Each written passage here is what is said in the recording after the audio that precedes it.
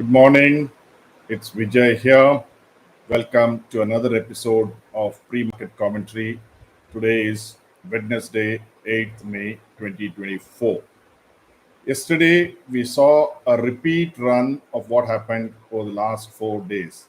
It opens with a gap up because the gift nifty shows a gap up, and then the selling begins. So, what we have seen in the last few days is almost like a Chinese torture, or what we call death by a thousand cuts. Death by thousand cuts is every day you come with hope, but you get another wound and another wound and another wound. This is happening to both bulls and bears, predominantly bears or predominantly the weak bulls. Sorry, not the bears, predominantly the weak bulls. Even the strong bulls are now wondering what to do next. Yesterday, there was huge buying by the DIIs in FMCG stocks. Wonder why they did that. Probably it is going to safe haven kind of strategy. The same thing happened in IT stocks. So, yesterday, FMCG and IT, and today could be the day of pharma. Increasingly the big operators or the big players are moving towards defensives. So what is left is the what we call the weak stocks or weak sectors, which were very popular just a few days ago. What I call the RDX, the railways, defense, and space are the most vulnerable in such kind of a market.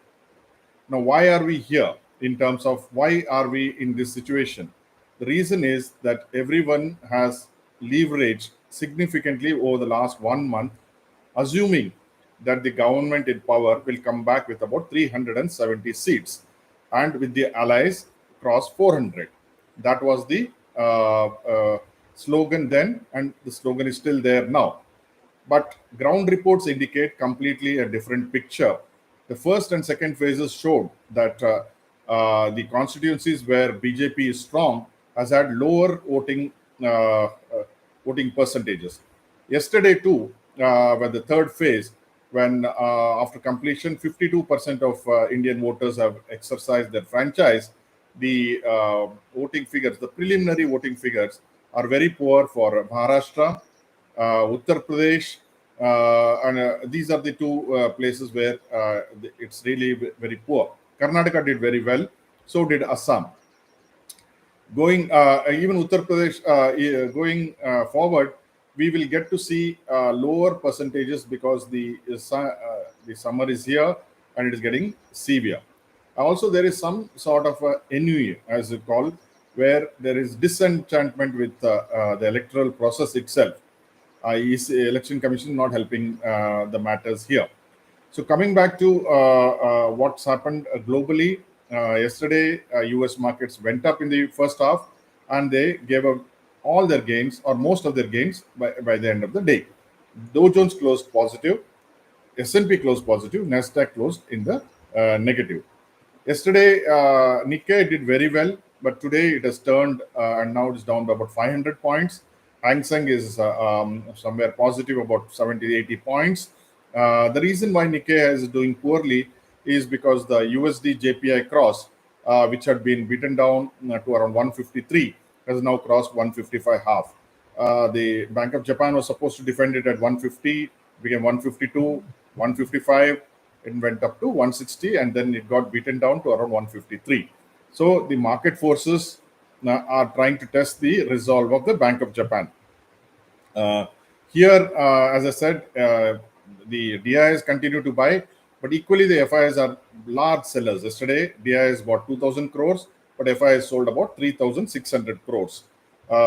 So therefore, one has to be very cautious. This I have been mentioning for quite some time.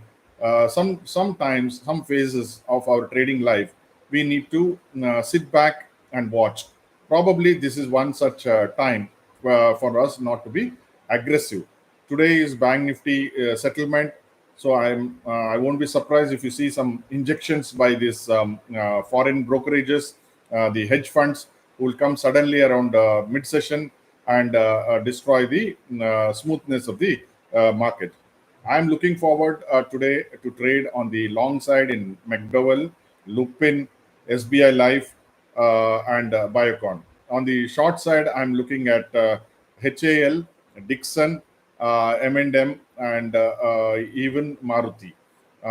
And bank stocks only on rise. I wanted to sell.